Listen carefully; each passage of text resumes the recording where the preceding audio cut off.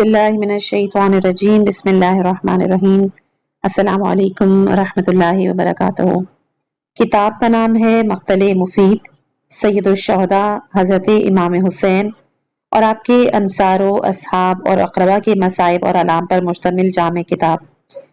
یہ کتاب تقریباً 6 مہینے کے بعد دوبارہ اپلوڈ کی جا رہی ہے، کیونکہ میں نے اس کو اندازاً 6 نہیں فروری میں اپلوڈ کیا تھا پہلے سے۔ ادارہ منہاج الصالحین کی نشر ہے اور آپ کے سامنے ٹیلی فون نمبر بھی موجود ہے۔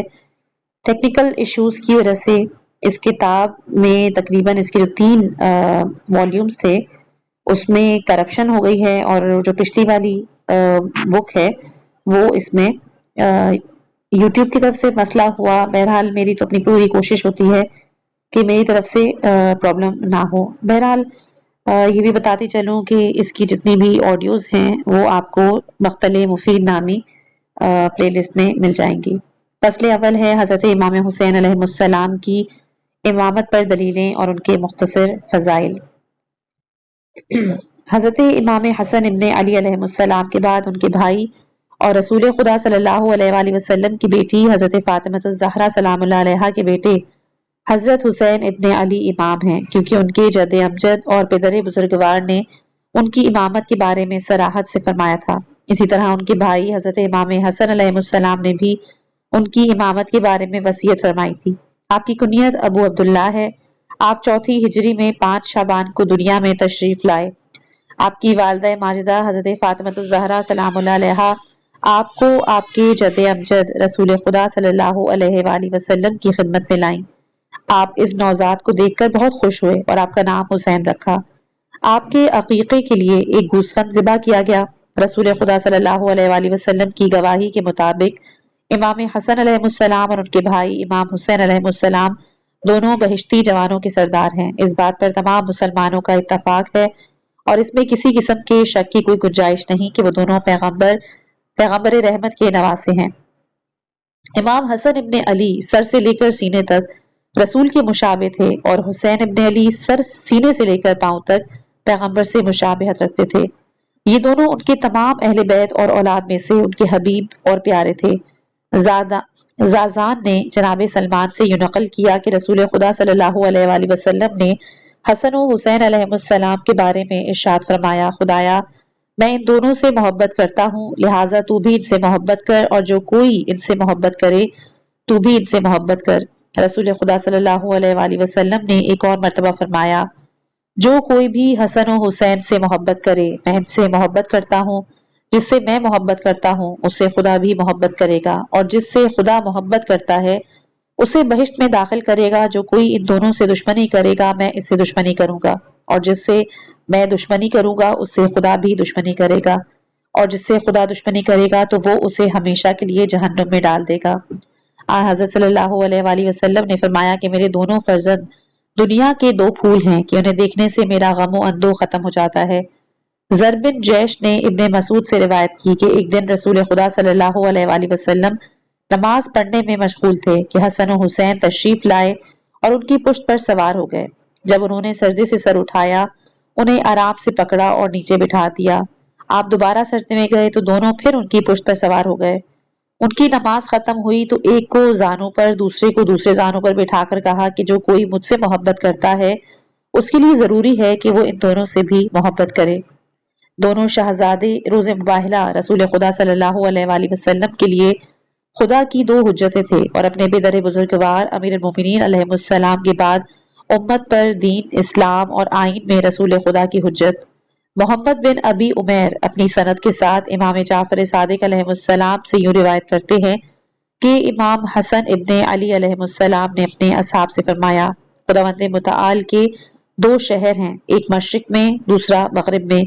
ان دونوں شہروں میں خداوند متعال کی ایک ایسی مخلوق آباد ہے کہ جو کبھی گناہ کے بارے میں نہیں سوچتی۔ خدا کی قسم ان دونوں شہروں اور ان کے درمیان یہ پوری زمین سے ایک کنایا ہے کہ میرے اور میرے بھائی کے علاوہ خداوند کی مخلوق پر کوئی حجت نہیں۔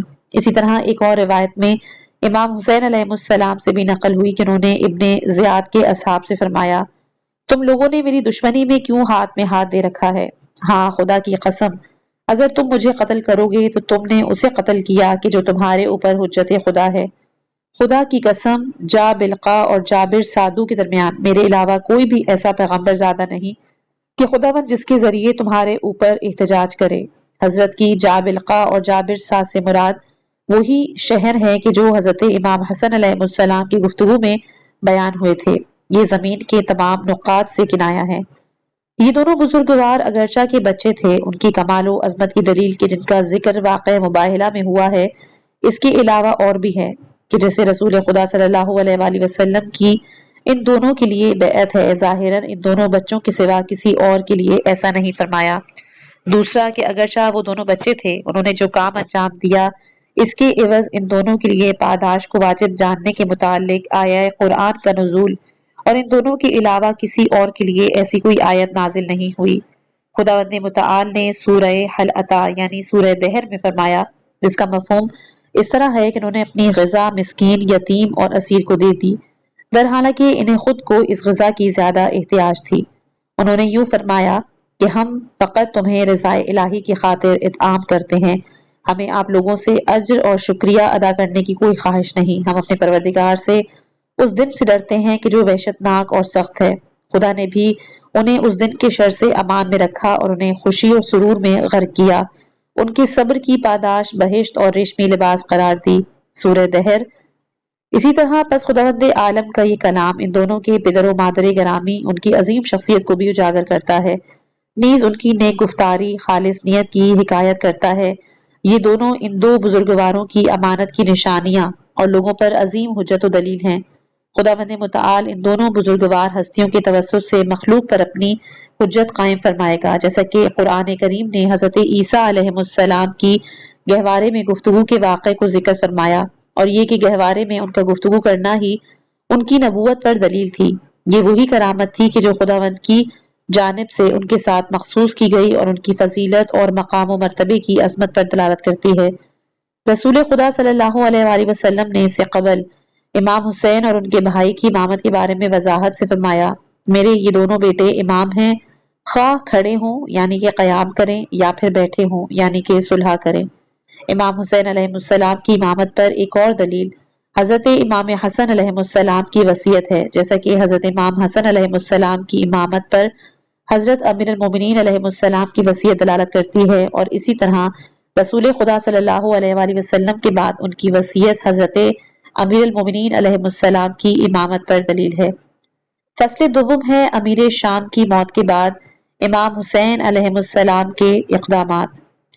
جو کچھ بیان ہو چکا ہے اس کی بنا پر اپنے بھائی امام حسن علیہ السلام کی شہادت کے بعد حضرت امام حسین علیہ السلام کی امامت ثابت تھی اور تمام مخلوق پر ان کی اطاعت اور پیروی کرنا واجب تھی، اگرچہ یہ ان کا اس تقیے کی بنا پر کہ جس کی رعایت کرنا ان پر لازم تھا اور وہ اس کے پابند تھے، اور اس صلح کی خاطر کہ جو حضرت اور امیر شام کے درمیان قائم تھی اس پر باقی رہنا ضروری تھا، کیونکہ امیر المومنین علیہ السلام اس کے باوجود کہ رسول خدا کے بعد ان کی امامت ثابت تھی وہ خاموش رہے۔ اسی طرح امام حسن علیہ السلام باوجود اس کے کہ ان کی امامت واضح اور روشن تھی، انہوں نے امیر شام کے ساتھ صلح کرنے کے بعد قیام نہ کیا اور سکوت اختیار کیا۔ امام حسین علیہ السلام نے اس مسئلے میں وہی روش اپنائی کہ جو رسول خدا نے شعب ابی طالب میں محاصرے کے دوران اختیار کی تھی، نیز وہی کام کیا کہ جو آن حضرت نے مکے سے مدینے کی طرف ہجرت کے وقت دشمن سے چھپنے کے لیے کچھ دنوں تک غار میں چھپ کر کیا۔ امیر شام کی موت کے بعد صلح کا وہ دورانیہ گزر گیا کہ جو اس میں رکاوٹ تھا۔ حضرت امام حسین علیہ السلام لوگوں کو اپنی طرف دعوت دیں، جہاں تک ممکن ہو سکا حضرت نے اپنی امامت کا اظہار کیا اور ہر موقع پر ان لوگوں پر حقیقت کو آشکار کیا کہ جو حق امام سے جاہل تھے، حتیٰ کہ ظاہری طور پر انہیں کچھ اصحاب مل گئے، لہٰذا انہیں جہاد کی دعوت دی اور کمر ہمت باندھ کر جنگ کرنے کے لیے تیار ہو گئے۔ اپنے بچوں، اہل بیت کے ہمراہ خدا اور رسول کے حرم کو الوداع فرما کر عراق کی جانب روانہ ہوئے تاکہ اپنے ان محبوں کی مدد کے لیے پہنچے جنہوں نے انہیں اپنی مدد کے لیے دعوت دی تھی۔ انہوں نے پہلے اپنے چچا زاد بھائی مسلم ابن عقیل کو بھیجا تاکہ وہ لوگوں کو خدا کی طرف آنے کی دعوت دیں اور ان سے جہاد کے لیے بیعت حاصل کریں۔ اہل کوفہ نے جہاد کے لیے ان کی بیعت کی، عہد و پیمان باندھا اور اس سے نصرت و خیر خواہی کرنے کی ضمانت لی، اور اس مورد میں مضبوط اور عمدہ اور نہ ٹوٹنے والا عہد باندھا، لیکن کوئی زیادہ عرصہ نہیں گزرا تھا کہ انہوں نے اپنی بیعت توڑ دی۔ ان کی مدد کرنے سے ہاتھ کھینچ لیا اور انہیں دشمن کے حوالے کر دیا، اور ان کے درمیان ہی موجود تھے کہ انہیں شہید کر دیا گیا، کسی حوالے سے بھی ان کا دفاع نہیں کیا۔ اس کے بعد وہ لوگ حضرت امام حسین علیہ السلام کے ساتھ جنگ کرنے کے لیے باہر نکل آئے، حتیٰ کہ انہوں نے حضرت کو محاصرے میں لے لیا اور شہروں کی طرف جانے سے روک دیا، انہیں ایسی سرزمین کی طرف جانے پر مجبور کیا کہ جہاں پر وہ اپنا کوئی مددگار پا سکے نہ کہیں اور جا سکے۔ وہ لوگ حضرت اور آب فرات کے درمیان حائل ہو گئے، حتیٰ کہ ان پر غالب آ گئے اور انہیں شہید کر دیا۔ حضرت امام حسین علیہ السلام اس حال میں شہید ہوئے کہ وہ پیاسے، مجاہد، صابر و شکیبہ تھے۔ انہوں نے اپنا اجر خدا سے مانگا اور وہ مظلوم تھے۔ ان کی بیعت توڑ دی، ان کی حرمت پامال کی گئی، ان لوگوں نے اپنے کسی بھی وعدے کو وفا نہ کیا اور جو بھی وعدہ کیا اس پر عمل نہ کیا۔ آپ اسی طرح سے مرتبہ شہادت پر فائز ہوئے جس طرح ان کے پدر بزرگوار اور برادر محترم شہید ہوئے۔ اگلا ہے امام علیہ السلام کی دعوت قیام اور شہادت کا سبب۔ حضرت کی دعوت دشمن کے ساتھ جہاد کرنے کے لیے، لوگوں سے بیعت لینے کے لیے، قیام کرنے اور شہادت کے سبب کے بارے میں بہت سی روایات وارد ہوئی ہیں۔ من جملہ ان میں ایک روایت ہے کہ جسے کلبی، مدائنی اور بہت سے دوسرے مورخین اور سیرت نویسوں نے نقل کیا ہے۔ درج ذیل ہے کہ وہ یوں نقل کرتے ہیں کہ جب امام حسن ابن علی علیہ السلام درجہ شہادت پر فائز ہو چکے تو عراق کے شیعوں نے جوش میں آ کر حضرت امام حسین علیہ السلام کے نام لکھا کہ ہم امیر شام کو خلافت سے برکنار کرتے ہیں اور آپ کی بیعت میں آتے ہیں۔ امام علیہ السلام نے اس بات کو قبول نہ کیا اور یاد دہانی کرائی کہ ان کے اور امیر شام کے درمیان ایسا عہد ہے کہ جب تک اس کا وقت ختم نہیں ہوتا وہ اسے ختم نہیں کرے گا، یا اس کی موت کے بعد اس مسئلے کے بارے میں غور و فکر کروں گا۔ امیر شام کی موت اور یزید کے لیے بیعت لینا۔ اس میں بیان ہوا ہے کہ امیر شام کی موت کے وقت 15 رجب 60 ہجری تھی۔ یزید نے ولید بن عتبہ بن ابی سفیان کہ جو امیر شام کی جانب سے مدینے کا گورنر تھا، اس کے نام خط لکھا کہ وہ کسی تاخیر کے بغیر امام حسین علیہ السلام سے اس کی بیعت لے اور کسی بھی عذر کے باعث اسے مہلت نہ دے۔ ولید نے رات کے وقت کسی شخص کو حضرت امام حسین علیہ السلام کے پاس بھیجا کہ وہ آئیں۔ حضرت امام حسین علیہ السلام اس کی نیت سمجھ گئے تھے۔ انہوں نے اپنے کچھ افراد کو بلایا اور فرمایا اپنا اپنا اسلحہ اٹھا لے، اور ان سے مزید فرمایا کہ ولید نے مجھے رات کے اس وقت بلایا ہے اور میں مطمئن نہیں ہوں، وہ مجھے کسی ایسے کام پر مجبور کرے گا کہ جسے میں رد کر دوں، اور وہ شخص قابل اطمینان نہیں، لہٰذا میرے ساتھ آئیں۔ جب میں اندر جاؤں تو آپ دروازے پر کھڑے رہنا، اگر آپ لوگوں نے میری آواز بلند ہوتے ہوئے سنی تو اندر داخل ہو جانا اور میرا دفاع کرنا۔ حضرت امام حسین علیہ السلام ولید کی طرف روانہ ہوئے۔ جب وہاں پر پہنچے تو مروان بن حکم کو بھی وہاں پر پایا۔ ولید نے آن حضرت کو امیر شام کے مرنے کی اطلاع دی۔ امام علیہ السلام نے فرمایا کہ ہم سب خدا کی جانب سے ہیں اور اس کی طرف ہی لوٹ جانا ہے، اور اس کے بعد ولید نے حضرت امام حسین علیہ السلام کے سامنے یزید کا خط پڑھا کہ جس میں حضرت سے بیعت لینے کا حکم دیا گیا تھا۔ امام علیہ السلام نے اسے فرمایا کہ میں نہیں سمجھتا کہ تم میری اس چھپ کر بیعت کرنے سے قانع ہوگے، بلکہ تمہارا ہدف یہ ہو کہ میں اعلانیہ بیعت کروں تاکہ لوگوں کو بھی معلوم ہو سکے۔ ولید نے کہا ہاں ایسا ہی ہے۔ تو امام علیہ السلام نے فرمایا کہ آج کی رات صبح تک صبر کرو تاکہ میں دیکھوں کیا ہوتا ہے۔ ولید نے کہا خدا کا نام لے کر لوٹ جائیں اور کل ایک جماعت کے ہمراہ بیعت کرنے کے لیے میرے پاس آئیں۔ مروان نے ولید سے کہا کہ خدا کی قسم اگر حسین اب تم سے جدا ہو گیا اور بیعت نہ کی تو پھر جب تک تمہارے اور اس کے درمیان قتل و غارت نہ ہو تم کبھی انہیں ہاتھ میں نہیں لے سکو گے۔ اسے قید خانے میں ڈال دو، یہ اس وقت تک آپ کے ہاں نہ جائے جب تک بیعت نہ کر لے یا اس کی گردن اڑا دو۔ اس دوران حضرت امام حسین علیہ السلام اپنی جگہ سے بلند ہوئے اور فرمایا اے ابن زرقا، نیلی آنکھوں والی عورت کے بیٹے، یہ مروان کے نیچ اور پست ہونے سے کنایا ہے۔ کیا تم مجھے قتل کرنا چاہتے ہو یا وہ؟ خدا کی قسم تم جھوٹے ہو اور بیجا بک رہے ہو۔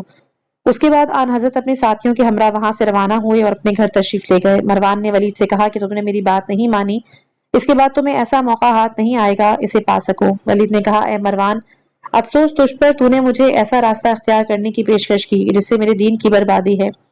خدا کی قسم جس پر سورج چمکتا اور غروب ہوتا ہے، یہ دنیا کے تمام اموال سے کنایا ہے۔ سب کچھ میری ملکیت ہو جائے میں تب بھی پسند نہیں کروں گا کہ حسین کو قتل کر دوں۔ سبحان اللہ، فقط یہ کہ حسین کہے کہ میں بیعت نہیں کرتا ہوں اور تم کہتے ہو کہ میں اسے قتل کر دوں۔ خدا کی قسم میں خیال نہیں کرتا کہ روز قیامت خدا جس سے خون حسین کا بدلہ لے گا اس کی سزا کوئی آسان ہو۔ مروان نے سے کہا کہ اگر ایسا ہے اور حقیقت میں تمہاری فکر بھی یہی ہے تو تم نے صحیح کام کیا ہے، اس نے ایسا کہا جبکہ اس کی رائے اسے پسند نہیں آئی اور اس نے ایک طرح سے اس کا مذاق اڑایا۔ حضرت امام حسین علیہ السلام کی مدینے سے مکے کی طرف روانگی۔ اس میں بیان ہوا ہے کہ حضرت امام حسین علیہ السلام نے وہ رات اپنے گھر میں گزاری۔ 27 رجب 60 ہجری کی رات ولید بن عتبہ عبید اللہ ابن زبیر سے بیعت لینے کے چکروں میں تھا، لیکن وہ کامیاب نہ ہو سکا اور اسی رات مدینے سے مکے کی طرف فرار کر گیا۔ جب صبح ہوئی تو ولید نے بنی امیہ کے ایک شخص کو 80 سواروں کے ہمراہ ابن زبیر کے تعاقب میں بھیجا، لیکن وہ اسے تلاش کرنے میں کامیاب نہ ہو سکے اور واپس لوٹ آئے۔ ہفتے کا دن ختم ہونے کو تھا کہ ولید نے کچھ لوگوں کو حضرت امام حسین علیہ السلام کے پاس بھیجا کہ وہ ولید کے پاس آ کر یزید کے بیعت کرنے کا بندوبست کرے۔ حضرت امام حسین علیہ السلام نے ان سے فرمایا، کل صبح تک صبر سے کام لے تاکہ تم بھی دیکھو اور ہم بھی دیکھیں کہ کیا ہوگا۔ ان لوگوں نے وہ رات انتظار میں گزاری، کوئی اصرار نہ کیا۔ حضرت امام حسین علیہ السلام اسی رات کے جو پیر کی شب تھی اور ماہ رجب کی 2 راتیں باقی تھیں، مدینے سے مکے کی طرف روانہ ہوئے۔ اس سفر میں ان کی اولاد، بھائی، بھتیجے، خاندان کے اکثر لوگ ان کے ہمراہ روانہ ہوئے۔ محمد ابن حنفیہ کو جب پتہ چلا کہ آپ مدینے سے روانہ ہونے کا ارادہ کر چکے ہیں اور انہیں معلوم تھا کہ وہ کس طرف تشریف لے جا رہے ہیں، تو انہوں نے امام حسین علیہ السلام کی خدمت میں عرض کی، اے میرے بھائی، آپ تمام لوگوں سے میرے نزدیک محبوب ترین ہیں۔ آپ کو جو مشکل پیش آئے گی میرے لیے انتہائی سخت ہوگی۔ میں نے نصیحت اور خیرخواہی کو آپ کے علاوہ کسی اور کے لیے ذخیرہ نہیں کیا۔ آپ میری نصیحت کے لیے انتہائی شائستہ ترین شخصیت ہیں۔ آپ یزید کی بیعت سے کنارہ کشی کریں اور جہاں تک ہو سکے شہروں سے دوری اختیار کریں، پھر لوگوں کی جانب سے اپنے سفیر روانہ کریں اور انہیں اپنی طرف بلائیں۔ اگر وہ آپ کی بیعت کر لیں تو اس نعمت پر خدا کا شکر ادا کریں، اور اگر وہ کسی اور کے ارد گرد اکٹھے ہو جائیں تو خداوند آپ کے دین و عقل کو کم نہیں کرے گا۔ آپ کی فضیلت و برتری اور مروت میں کوئی کمی نہیں ہوگی۔ مجھے اس بات کا ڈر ہے کہ اگر آپ شہر بشہر تشریف لے گئے اور لوگ گروہوں میں تقسیم ہو گئے، ایک گروہ آپ کی حمایت میں ہو اور دوسرا گروہ آپ کے خلاف جنگ و جدال پر آمادہ ہو جائے، آپ ان کے نیزوں کا پہلا نشانہ بنے، اور وہ جو اپنے نفس اور ماں باپ کے اعتبار سے ساری امت سے بہتر ہیں، ان کا خوب سب سے زیادہ ضائع اور ان کے اہل بیت ذلیل و خوار نہ ہو۔ حضرت امام حسین علیہ السلام نے ان سے فرمایا، اے میرے بھائی، میں کہاں جاؤں؟ انہوں نے عرض کی کہ آپ مکہ میں قیام کریں، اگر آپ کے لیے اطمینان بخش ہو تو ٹھیک ہے، ورنہ صحراؤں اور بلند و بالا پہاڑوں کی طرف تشریف لے جائیں۔ ایک شہر سے دوسرے شہر کا سفر کریں اور دیکھیں کہ لوگ کیا کرتے ہیں۔ یہ بات واضح ہے کہ جس وقت آپ کوئی کام کریں گے تو آپ کا نظریہ اور رائے ہر کسی کی رائے اور نظریے سے بہتر ہوگی۔ حضرت امام حسین علیہ السلام نے فرمایا، اے میرے بھائی، آپ نے خیر خواہی اور دل سوزی کی ہے، مجھے امید ہے کہ آپ کی نظر متین اور توفیق کے ہمراہ ہے۔ اس کے بعد حضرت امام حسین علیہ السلام مکے کی جانب روانہ ہوئے اور اس آیہ کریمہ موسیٰ مصر سے باہر گئے در حالانکہ وہ دشمن سے خوفزدہ تھے۔ انہوں نے کہا، اے میرے پروردگار، مجھے اس ظالم قوم سے نجات عطا کر، اس کی تلاوت کی۔ انہوں نے وہی بڑا راستہ اختیار کیا کہ جس راستے سے اکثر مسافر آتے جاتے تھے۔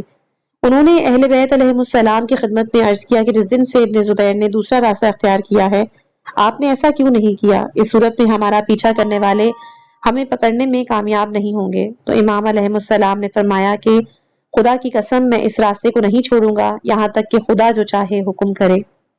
حضرت امام حسین علیہ السلام کا مکے میں ورود۔ جس وقت حضرت امام حسین علیہ السلام مکے میں داخل ہوئے تو شب جمعہ تھی اور ماہ شعبان کی 3 راتیں بیت چکی تھیں۔ انہوں نے اس وقت یہ آیہ کریمہ پڑھی، سورہ قصص کی ہے، اور جب موسیٰ مدین کی جانب متوجہ ہوئے تو کہا، امید ہے کہ میرا پروردگار مجھے راہ راست کی ہدایت فرمائے گا۔ آپ نے مکے میں قیام کیا۔ مکہ اور دوسرے شہروں سے عمرہ کرنے کے لیے آئے ہوئے لوگ ٹولیوں کی صورت میں آپ کی زیارت کے لیے آپ کی منزل گاہ پر حاضر ہونے لگے۔ ابن زبیر کی جو مکے میں کعبے کے نزدیک نماز اور طواف میں مشغول تھا، دوسرے لوگوں کے ہمراہ بعض اوقات ہر روز بلا ناغہ، بعض اوقات ہر دوسرے دن حضرت امام حسین علیہ السلام کو ملنے آتا، لیکن امام کی مکے میں موجودگی اس کے لیے انتہائی سخت تھی، کیونکہ اسے معلوم تھا کہ جب آپ مکے میں تشریف فرما ہیں، حجاز کے لوگ اس کی بیعت نہیں کریں گے، کیونکہ حضرت امام حسین علیہ السلام کا مقام و مرتبہ بالا تر ہے اور لوگوں کا ان کی طرف رجحان زیادہ۔ حضرت امام حسین علیہ السلام کی روانگی سے متعلق کوفیوں کا آگاہ ہونا۔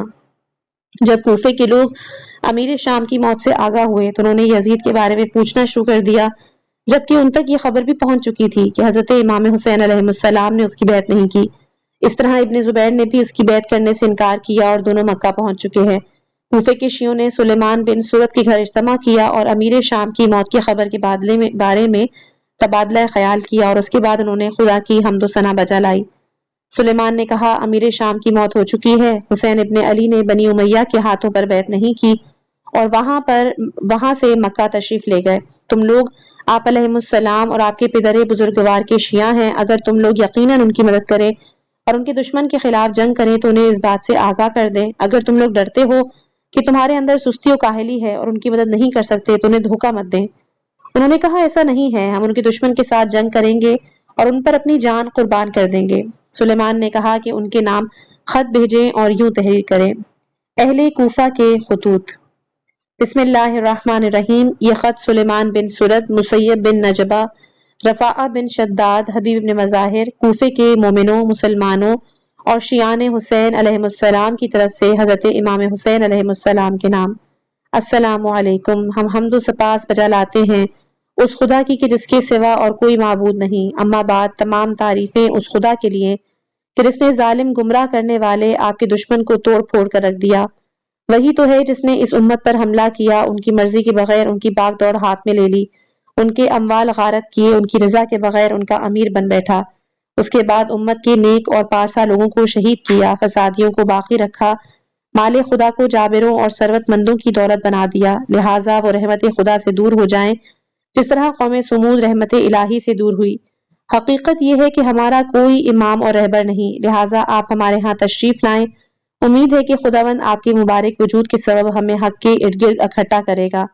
کوفے میں یزید کی طرف سے منسوب شخص نعمان بن بشیر گورنر ہاؤس میں بیٹھا ہوا ہے اور اپنے آپ کو ہمارا امیر سمجھتا ہے، لیکن ہم اس کے پیچھے نماز جمعہ پڑھنے کے لیے نہیں جاتے اور نہ ہی عید کے ایام میں نماز پڑھنے کے لیے اس کے ہمراہ روانہ ہوتے ہیں۔ اگر ہمیں معلوم ہو جائے کہ وہ ہماری طرف آ رہا ہے تو ہم اسے شہر سے باہر نکال دیں گے تاکہ وہ شام کے ساتھ ملحق ہو جائے انشاءاللہ۔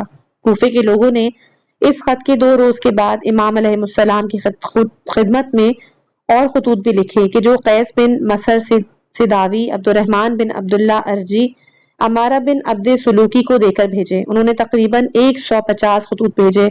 ان میں سے ہر خط 1، 2، 3 یا 4 افراد کی طرف سے تھا، اور اس کے 2 روز کے بعد پھر حان بن ہانی سبیعی اور سعید بن عبداللہ حنفی کو حضرت کی خدمت میں بھیجا اور ان کی خدمت میں یوں تحریر کیا: بسم اللہ الرحمن الرحیم۔ یہ خط حسین ابن علی علیہ السلام کے نام، مسلمان اور مومن شیعوں کی جانب سے حضرت کے نام۔ اما بعد، کتنی جلدی ہو سکے آپ ہمارے پاس تشریف لائیں، کیونکہ لوگ شدت سے آپ کے منتظر ہیں، آپ کے علاوہ کوئی اور ان کے پیش نظر نہیں، لہٰذا جلدی کریں، جلدی کریں، پھر جلدی کریں، جلدی کریں۔ والسلام۔ شبس بن ربی، حجار بن ابجر، یزید بن حارث بن رویم، عروہ بن قیس، عمرو بن حجاج، محمد بن عمرو تیمی نے بھی یوں لکھا: اما بعد، باغات سرسبز اور پھل پک چکے ہیں، لہٰذا اگر آپ چاہیں تو ایک مسلح لشکر کی طرف جلدی سے تشریف لائیں۔ والسلام۔ حضرت امام حسین علیہ السلام کا کوفے کے لوگوں کے نام خط۔ بسم اللہ الرحمن الرحیم۔ حسین ابن علی کی طرف سے کوفے کے بزرگ مومنوں اور مسلمانوں کے نام۔ اما بعد، حانی اور سعید نے آپ لوگوں کے خطوط مجھ تک پہنچائے ہیں، یا آپ لوگوں کی جانب سے بھیجے ہوئے آخری ایلچی تھے۔ جو کچھ آپ لوگوں نے نقل کیا، جس کا تذکرہ کیا، میں اس سے آگاہ ہوا ہوں۔ آپ لوگوں کی زیادہ تر بات یہ ہے کہ ہمارا کوئی امام اور رہبر نہیں، لہٰذا ہماری طرف تشریف لائیں۔ ہو سکتا ہے کہ خداوند آپ کی برکت سے ہمیں حق و ہدایت کے گرد اکٹھا کرے۔ اب میں آپ لوگوں کی طرف اپنے چچا زاد اور اہل بیت میں سے قابل وصول شخص کو بھیج رہا ہوں۔ اگر وہ مجھے لکھے کہ تمہارے بزرگ اور اہل عقل و فضل کی نگاہ اور نظریہ وہی ہے جو میں نے تمہاری طرف سے بھیجے ہوئے خطوط میں پڑھا ہے، تو انشاءاللہ بہت جلد آپ لوگوں تک پہنچوں گا۔ مجھے میری جان کی قسم، امام اور رہبر وہی ہو سکتا ہے جو لوگوں کے درمیان قرآن کی اساس پر فیصلے کرے، عدل و انصاف کو قائم کرے، دین حق کا پابند ہو اور اپنے آپ کو خدا کے لیے وقف کر رکھا ہو۔ والسلام۔ حضرت امام حسین علیہ السلام کے سفیر مسلم ابن عقیل علیہ السلام کی کوفہ روانگی۔ امام حسین ابن علی علیہ السلام نے مسلم ابن عقیل کو طلب کیا اور انہیں قیس بن مسر سوادی، امارہ بن عبد سلولی اور عبد الرحمن بن عبداللہ ارجی کے ہمراہ کوفے کی جانب بھیجا۔ انہیں تقوی الہی، دینی ماموریت کو مخفی رکھنے، لوگوں کے ساتھ حسن سلوک سے پیش آنے کا حکم دیا تاکہ تحقیق کریں اور دیکھیں کہ اگر کوفے کے لوگ اپنے عہد کے پابند ہیں اور جو کچھ انہوں نے اپنے خطوط میں لکھا ہے ان کے مطابق آمادہ ہیں تو جتنی جلدی ہو سکے آن حضرت تک اس کی اطلاع پہنچائے۔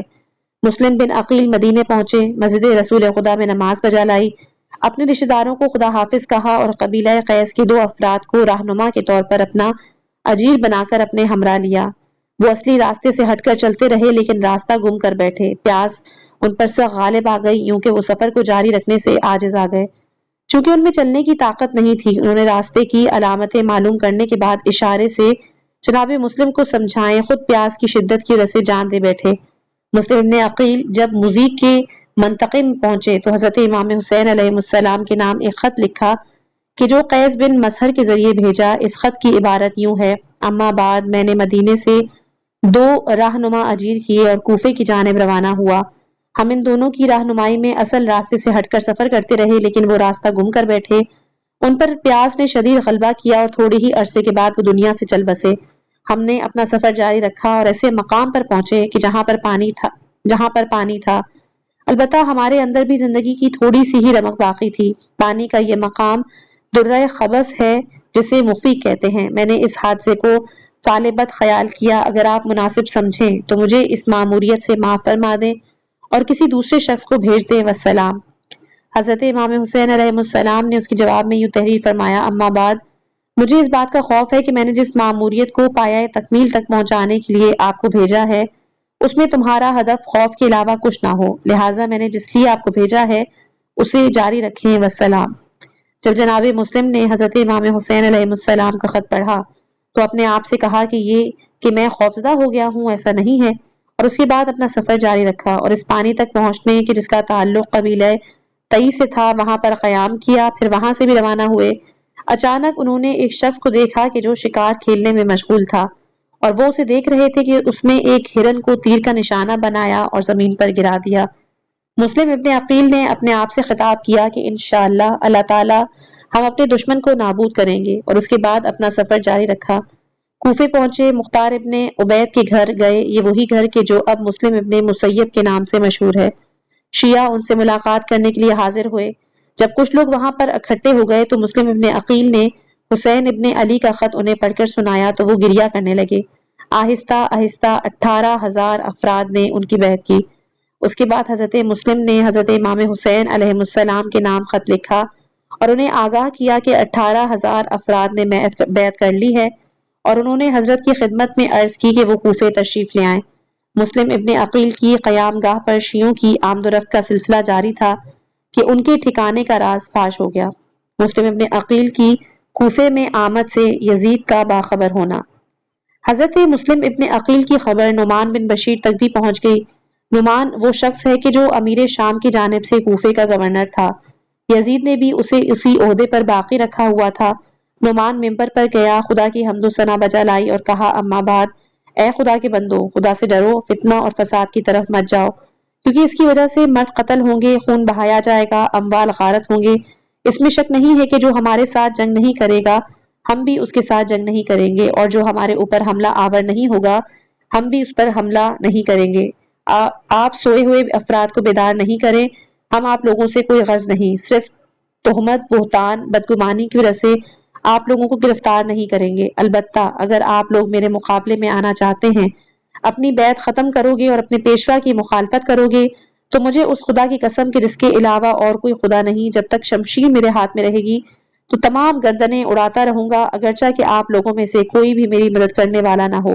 مجھے امید ہے کہ آپ میں سے ایسے لوگ زیادہ ہوں گے کہ جو حق کو پہچانتے ہیں اور جنہیں باطل ہلاک کر دے گا۔ اس دوران بنی امیہ کا چیلا عبداللہ بن مسلم بن ربیع خزرمی کھڑا ہوا، بولا: اے امیر، یہ مشکل خون گرائے بغیر حل نہیں ہوگی، اور دشمن کے مقابلے میں ایسا موقف اختیار کرنا کمزور لوگوں کی رائے ہے۔ نعمان نے اسے جواب میں کہا کہ اگر میں خدا کی اطاعت اور پیروی میں ناتواں کمزور ہو جاؤں تو میرے لیے یہ اس سے کہیں زیادہ بہتر ہے کہ میں خدا کی نافرمانی میں قدرت مند ہو جاؤں۔ اس کے بعد وہ منبر سے نیچے اتر آیا۔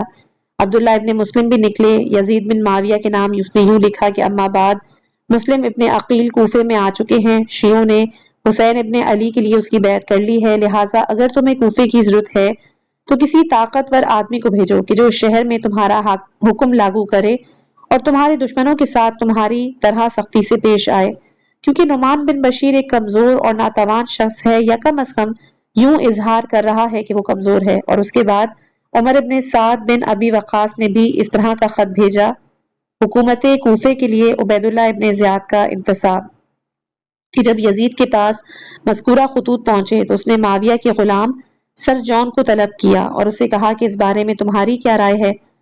حسین نے مسلم ابن عقیل کو کوفے میں بھیجا ہے تاکہ وہ ان سے حسین ابن علی کے لیے بیعت لے۔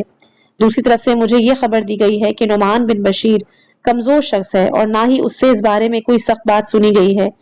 تیری رائے کے مطابق کوفے کے لیے کس کا انتخاب مناسب ہے؟ یہ اس دور کی بات ہے کہ جب یزید بصرے کے والی عبید اللہ ابن زیاد سے کوئی زیادہ راضی نہیں تھا۔ سر جون نے کہا کہ اگر تیرا باپ زندہ ہوتا اس بارے میں رائے دیتا تو کیا تم اس کی رائے پر عمل پیرا ہوتے؟ یزید نے کہا ہاں۔ سر جون نے حکومت کوفے کے لیے امیر شام کی طرف سے عبید اللہ ابن زیاد کے انتصاب کا حکم نکالا اور یزید کو دکھایا، کہا تیرے باپ کی رائے، وہ مر چکا ہے، درحالانکہ اس نے یہ حکم لکھنے کا فرمان صادر کیا تھا، لہٰذا دونوں شہر یعنی بصرہ اور کوفہ اس کے سپرد کر دو۔ یزید نے کہا ایسا ہی کروں گا۔ عبید کے انتصاب کا حکم بھیج دو۔ اس کے بعد مسلم بن عمرو باہلی کو بلایا اور اس کے ہاتھ عبید اللہ ابن زیاد کے نام خط بھیجا۔ اس خط کی عبارت یوں تھی: اما بعد اہل کوفہ سے میری اطاعت کرنے والوں نے یوں لکھا ہے کہ ابن عقیل وہاں پر لشکر اکٹھا کر رہا ہے تاکہ مسلمانوں کے درمیان تفرقہ ڈالے، لہٰذا جو ہی میرا خط پڑھو تو فوراً کوفہ جاؤ اور ابن عقیل کو یوں تلاش کرو جیسے گمشدہ گوہر کو جوہری تلاش کرتا ہے۔ اسے تلاش کرنے کے بعد یا اسے گرفتار کر لو یا قتل کر دو یا شہر بدر کر دو۔ بعد ہے عبید اللہ ابن زیاد کا کوفے کی طرف جانا۔ اس میں بیان کیا جاتا ہے کہ عبید اللہ ابن زیاد نے اسی وقت حکم دیا کہ زاد راہ تیار کیا جائے تاکہ کل کوفے کی طرف روانہ ہوا جائے۔ جب وہ بصرہ سے روانہ ہوا تو اس نے اپنے بھائی عثمان کو اپنا جانشین بنایا اور کوفے کی طرف چل نکلا۔ اس سفر میں اس کے ہمراہ مسلم بن عمرو باہلی، شریک بن عور، حارثی، حشم اور کچھ اس کے رشتہ دار تھے۔ جب وہ کوفے میں داخل ہوئے تو عبید اللہ ابن زیاد نے سر پر سیاہ امامہ رکھا اور منہ لپیٹا ہوا تھا، چونکہ لوگوں نے یہ سن رکھا تھا کہ حضرت امام حسین علیہ السلام کوفے کی طرف روانہ ہو چکے ہیں، لہٰذا ان کے انتظار میں تھے۔ اسی وجہ سے جب انہوں نے عبید اللہ کو دیکھا تو سمجھے کہ وہ حسین ابن علی ہیں۔ وہ جہاں سے بھی گزرتا لوگ اس کا استقبال کرتے، سلام کرتے، کہتے اے فرزند رسول، مرحبا، خوش آمدید، آپ کا تشریف لانا مبارک ہو۔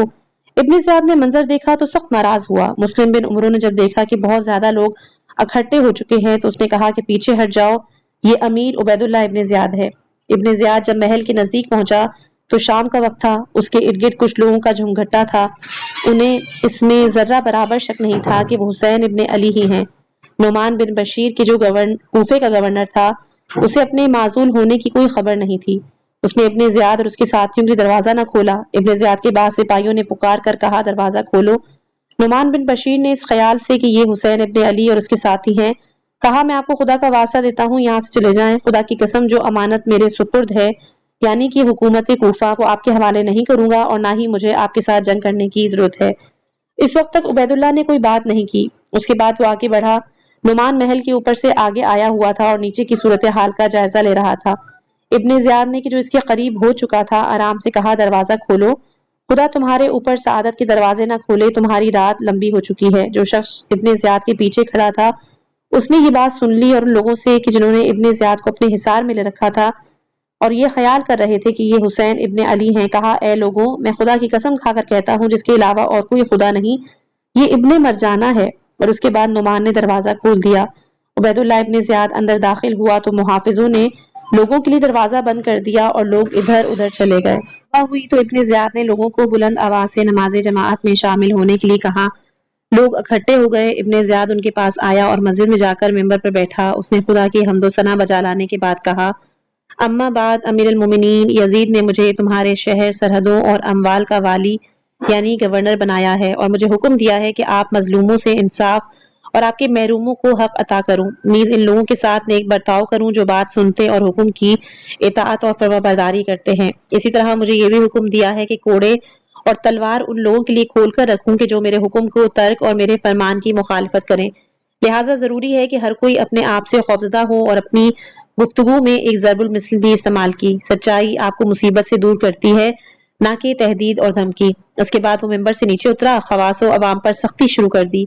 کہا مجھے مشہور افراد اور یزید کی طرف داروں کے نام لکھ کر دو، اسی طرح ان لوگوں کے نام بھی دو کہ جو حروریہ یعنی خوارج ہیں، نیز ان لوگوں کے اسما بھی دو جو شک و تردید میں مبتلا ہیں، لوگوں کے درمیان اختلاف ایجاد کرنے، اختلاف ڈالنے کے چکر میں ہیں۔ جو لوگ ان لوگوں کو پکڑ کر ہمارے پاس لا سکتا ہے وہ امان میں ہوگا، لیکن وہ لوگ کہ جو ان کے نام نہ دیں تو ضروری ہے کہ وہ ضمانت دیں کہ وہ جن لوگوں کو جانتے ہیں ان کے ساتھ مل کر ہمارے خلاف شورش برپا نہیں کریں گے۔